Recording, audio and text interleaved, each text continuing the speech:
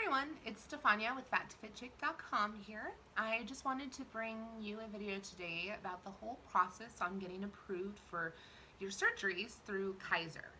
As far as I know, the process with Kaiser is the same across the board, but just be warned, I myself got sleeved in San Diego, so it may vary from location to location. But overall, I'm pretty confident it's the same no matter the region. So with that said, the first things first, you're going to need to get approved for surgery, and you're going to need your referral from your doctor. I knew straight off the bat I qualified given my size, but if you're not sure, typically the guideline for that is you need to have a BMI of 40 or above, or they will accept you with a BMI of 35, if you have a comorbidity. So if you have sleep apnea, diabetes, anything that would, be worsened or caused by the obesity will most likely qualify you. My doctor proved it no problem. He was super excited about it, actually. So after that, what they had us do, we were put into the system, and the program itself, it's called Options. They called me and referred me to their orientation. So I went to their orientation, and it's pretty cut and dry, basic stuff, but everyone starts somewhere, so they just want you to know what the program entails and stuff like that. It was kind of interesting because either in the class or I think I got it in the mail first, they gave us a little packet from the program telling us, what to expect, stuff like that. It's kind of interesting because the pamphlets and everything almost talk you out of the surgery. I found that interesting. I don't know if it's just from an insurance standpoint or they just really want to make sure you're prepared for it.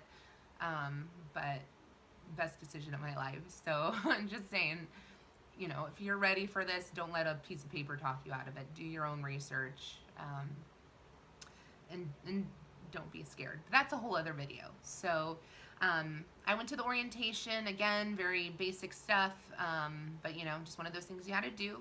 Then after the orientation, you fill out a little packet if you're still interested. Then at that point, they have you meet with their doctor there. Why? Honestly, I have no idea. Basically, he refers you to surgery or to the program. So same thing your primary care did. At least in my meeting with that doctor, there wasn't really anything to be said. It was really just like, is he going to approve me or not? So it may differ from person to person. Maybe if you do fall under the 35 and below BMI, it's more to do with that, getting approved that way. But either way, I did my meeting and I was approved. So then I finally started classes. Now, keep in mind, we are dealing with Kaiser. I hate to beat a dead horse, but Kaiser, So just to give you a little timeline, the reason why I say this, to give you a little timeline. I'm not entirely sure when I started the very first part by getting approved by my primary care physician. However, I went to the orientation in the beginning of June. I didn't get to find a class that worked with my schedule until the very beginning of September. So that's already 3 months. Just a warning. Then after that, you obviously you go to your classes. Now your classes, you absolutely have to do, no questions asked. You have to go. Basically, the classes consist of pretty basic stuff, I'm not gonna lie, but it's all stuff we need to hear. My facilitator, her name was Sherry. She had a background in therapy, so she was a therapist. She took the book and just kind of tailored it towards that, which for me was much more helpful than reading a book telling me things to do in order to be thin, things to do, when you're feeling down. To me, that gave it a lot more realistic approach. You may not have that, but still, the book does have some important information. They want you to read it every week. I did not, just because it's so repetitive. And if you're like me, honestly, by the time I actually walked into that building, I already knew everything there was to know about the surgery. I did all my research, because it took me a long point to even get to that point, really. So anyways, I'm trying to think what else they really mentioned, but honestly, it was pretty basic stuff.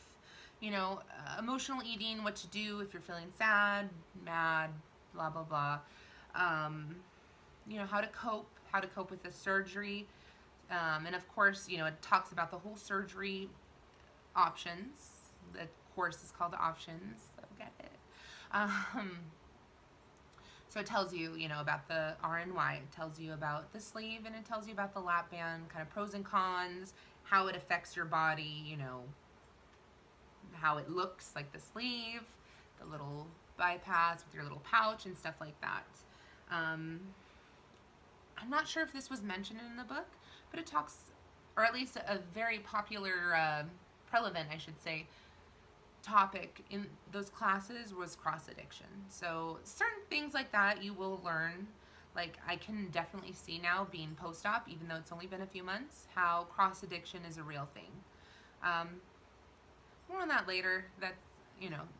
But anyway, so they're gonna basically, they want you to be well prepared for all scenarios, all life happenings pre and post op, and how to prevent yourself really from eating your way out of the surgery. Yes, it is possible.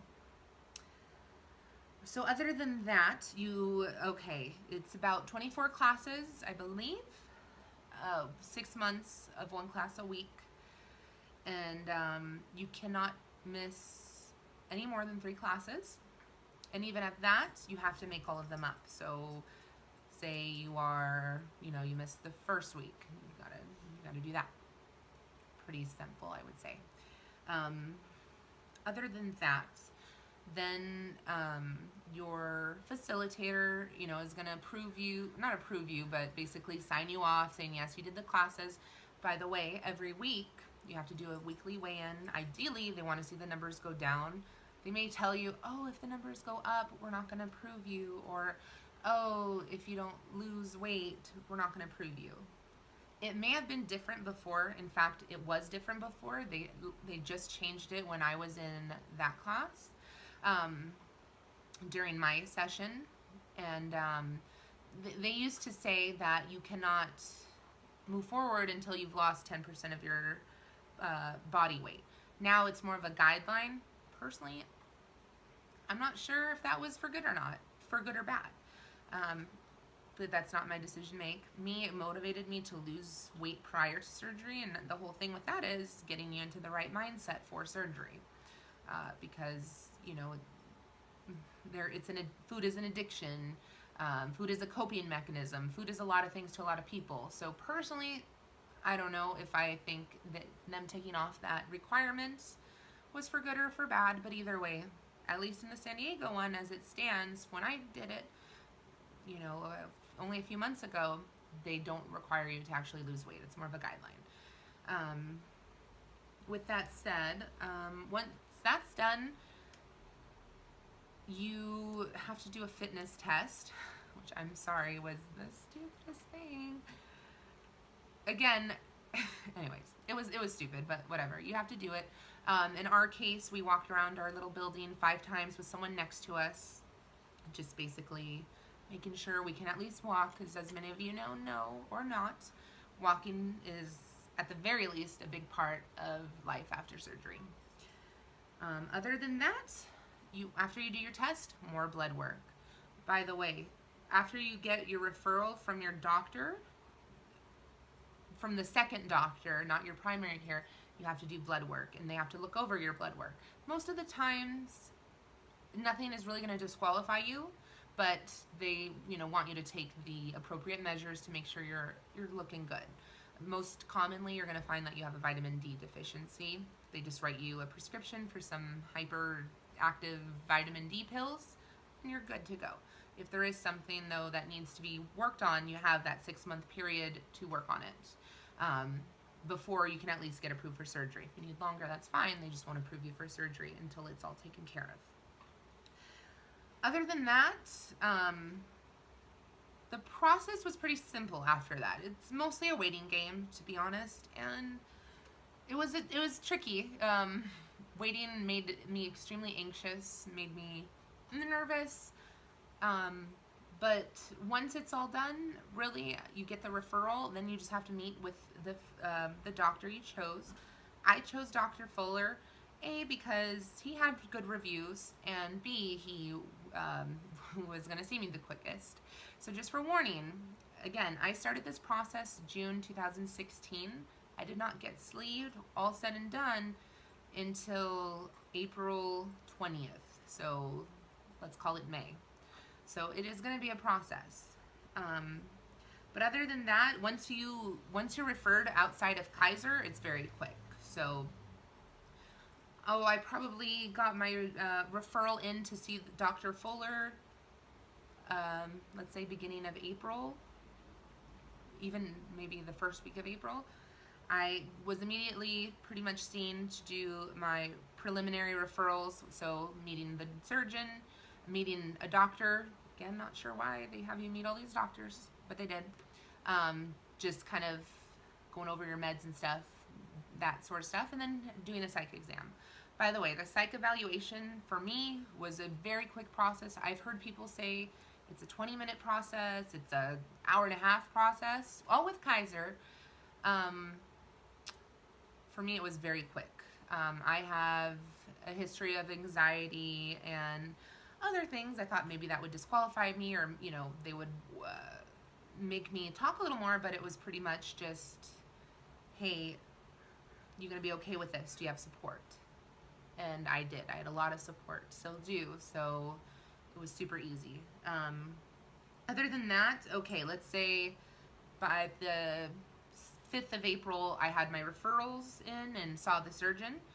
By the week before the 20th, let's call it the, 12th, not even 13th maybe, I had my date, and then it was go time. It was super quick and easy. So other than that, that's really it. Do any of you guys, have you gone through the Kaiser options program? Are you going through it now? Are you considering it? I'd like to know your experiences.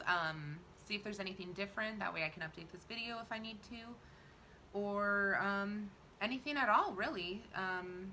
So that's about it for this one. I just wanted to let you guys know what that whole process was, because for me that was the #1 thing before I even looked into the surgery, was how do I get approved with my insurance. So okay, well, I hope you guys enjoyed the video. Thank you so much for watching, and if you have any questions, please don't hesitate to ask me, or if you'd like me to make another video elaborating on something, or just general experiences, please don't hesitate to ask. Thanks for watching.